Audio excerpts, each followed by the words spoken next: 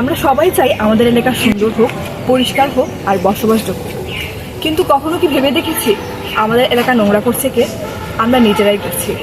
হাঁটতে হাঁটতে চিপসের প্যাকেটটা রাস্তায় ফেলে দেয়া, পানির বোতল মাটিতে ফেলে দেয়া, এইসব ছোট ছোট কাজের মাধ্যমে আমরা আমাদের এলাকাটাকে নোংরা বানিয়ে ফেলছি।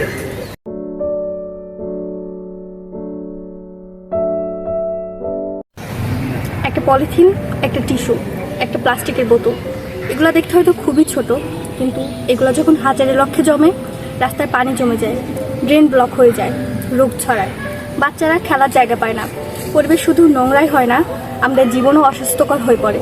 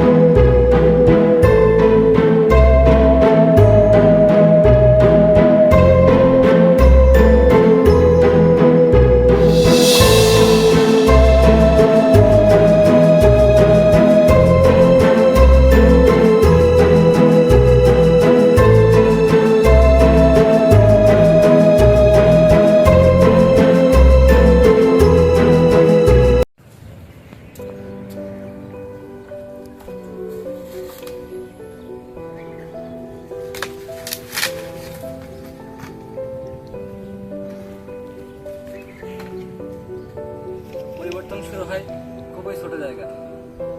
আমরা যদি মাত্র 5 মিনিট সময় দিই, তাহলে আমাদের রাস্তাঘাট, বাড়ি, স্কুল, আমাদের বিশ্ববিদ্যালয় খুবই সুন্দর পরিষ্কার পরিচ্ছন্ন রাখতে পারি। এই যে পরিষ্কার করার দায়িত্ব, এটা কি শুধু সরকারের, এটা কি সিটি কর্পোরেশনের? না, এটা আমাদের সবারই দায়িত্ব।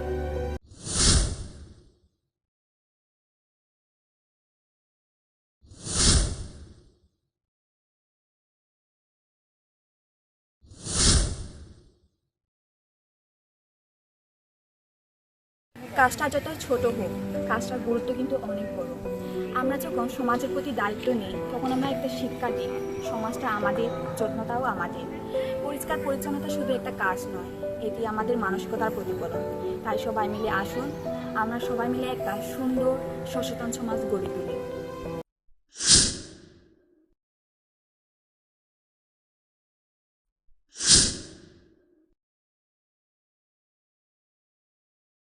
নিজের মাটিকে ভালোবাসা মানে শুধু এখানে থাকাই না, এটাকে দেখভাল করা।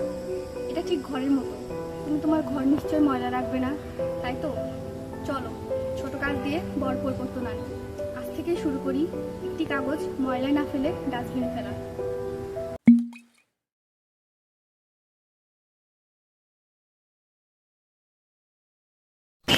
আমাদের ক্যাম্পাস আমাদের পরিষ্কার পরিচ্ছন্ন করে রাখা উচিত, এবং আমরা যারা আমাদের যারা স্টুডেন্ট আছে বা আমরা যারা আসি, আমরা সবাই যদি আমাদের এই জায়গা থেকে আমাদের পরিবেশটা বা আমাদের ক্যাম্পাসটা সুন্দর রাখি, তাহলে আমাদের মনও ভালো থাকবে এবং আমাদের পরিবেশটা এটা খুব ভালো থাকবে, এবং এটা সার্বিক পরিস্থিতির উন্নয়নে ভূমিকা রাখবে।